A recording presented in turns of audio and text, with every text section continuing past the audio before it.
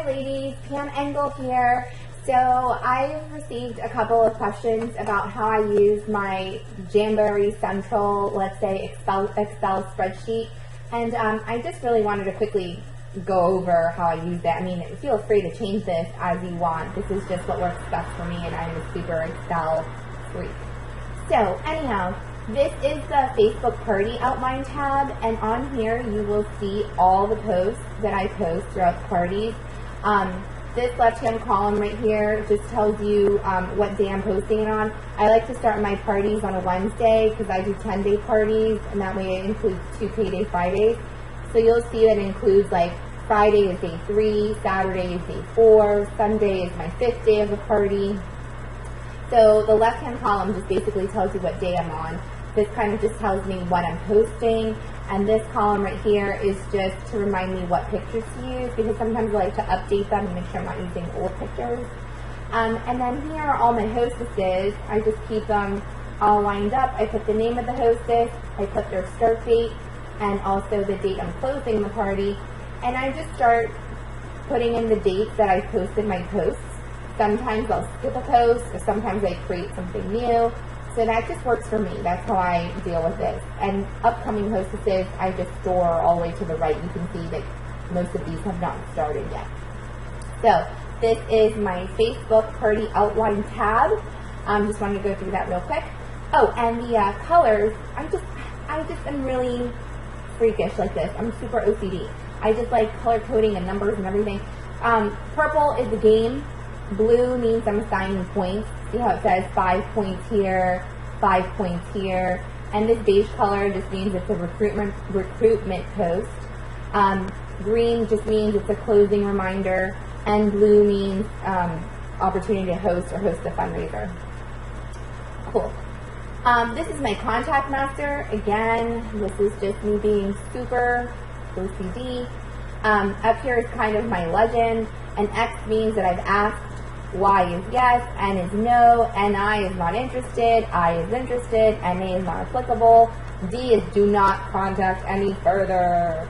So anyhow, I just kind of hide this because, you know, once I know it, I know it.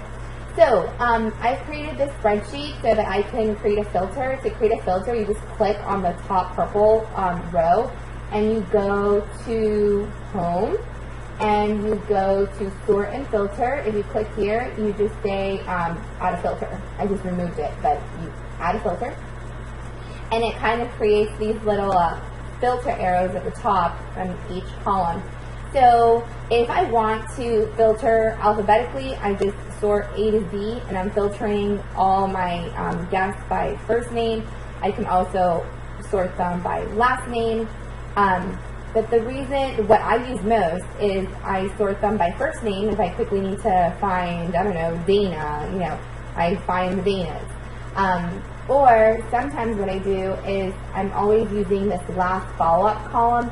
Anytime I follow up, I update this. So if I were to follow up with Abby Warner, I would put today's date, 9/11, and then I would type in the notes area, 9/11, sent, cataloged, I don't know, something like that. But I update this so that I can filter oldest to newest, and I know, oh wow, look, like these people I have to really like follow up with because I haven't contacted them since June or August. And then I can just see at the notes what my last follow-up was. So I use this column all the time. This column is purchase date, so sometimes there's guests that just purchased. So for example, let me use somebody else. Okay, so this girl, Nicole something, anyhow, she purchased on the 22nd of August, and I use the 222 follow-up system. So the spreadsheet is designed so that the 2 days after column automatically generates. So this column will say 2 days after the order date. The 2 weeks, this will automatically populate to 14 days after the purchase date, and then the last column will be 2 months after the purchase date. So 2 days after she orders, I will send her a thank you, and then I'll put the date that I sent the thank you. And then 2 weeks after she ordered, I'll check up to see if the application's going well, and I'll enter the application follow-up. And then, 2 months later, I'll check in and see if everything's okay, if she needs any more jams or anything like that. So that's kind of what I use this for. So if I need to see who I need to follow up with, I can also sort with this, and I say, oh wow, look, I need to follow up with all these people and say thank you. I kind of started this afterwards, so I didn't really follow up with these people. But now I'm up to date. So it's great because you can kind of follow up, you can sort on who you need to send thank yous, by date, you can kind of see what you have to do. The other thing I like to do is I formatted this spreadsheet so that anytime there's an X in this column right here, it'll turn yellow. So anytime I need to do something, so let's say this customer at a Rooney needs a catalog. I will put today's date, 9/11, and I'll put 9/11, whoopsies. I'll put 9/11 send catalog, and I'll put an X next to it. Why? Because there's so many customers, if that X was not there, and I look at this spreadsheet, can you quickly at a glance see where there's an action item? Not really, it's kind of hard. So that's why I just put an X here, so that I know, hey, I gotta get to this, and then I filter this, and I'm like, then I can see all the action items I need to do, send a catalog, she wants another petty card, she wants a party, stuff like that. So then once I'm done, I just kind of delete them, and the yellow will disappear. But I normally do all my shipping or all that stuff once a day, so I just put the X's there. I don't do it every time it's requested. The other thing is this rep column is super big for me. Like, I like to make sure I follow up with everyone. So if you sort alphabetically, you'll see that all these people that have an I are interested in joining.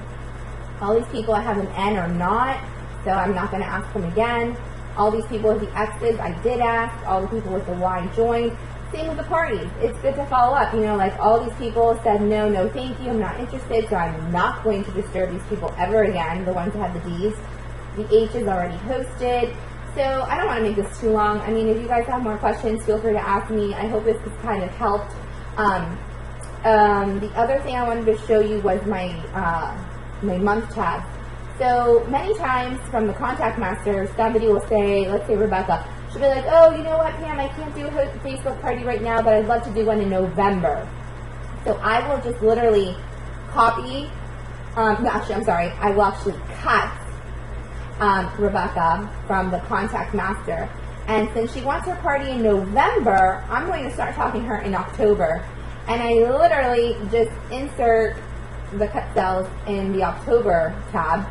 So when October comes, right now we're in September, when October comes, surprise! I have 3 awesome leads in October. One wants a party in November, the other one says follow up with me in October. So it is like Christmas morning, and I know I am definitely following up, because if I were to put this in this tab, geez, I mean, you'd have to look through all these customers and read the notes to see who wanted it in October. It's just too hard. So that's why I use these little tabs. And then I'll just follow up with them. So that's pretty much it. That's my entire spreadsheet. I know it's super, super out there. There are so many more simpler ways of doing this. You could use a binder or anything else. This works for me. So if you have any additional questions, please let me know. Feel free to email me or call me. Thanks for watching.